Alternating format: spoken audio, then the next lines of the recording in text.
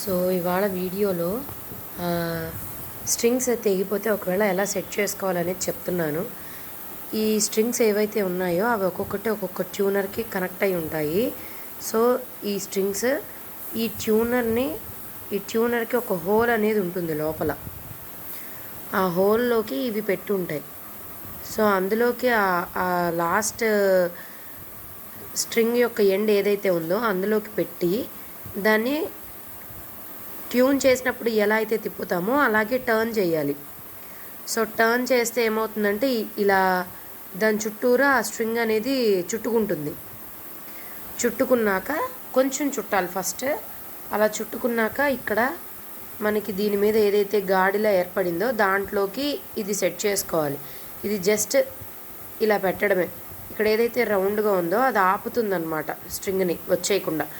So అలా పెట్టాక మనం ట్యూన్ చేసుకోవడానికి ట్యూనర్ సహాయంతో ఎంత టైట్ చేసుకుంటే అది ట్యూన్ అవుతుందో అలా రొటేట్ చేస్తూ ఉండాలి అంతే. సో ఇక్కడ ఈ గ్యాప్స్ అనేవి మెయిన్ ఇంపార్టెంట్. ఎంతెంత గ్యాప్లో ఉన్నాయో అలాగే ఉండాలి.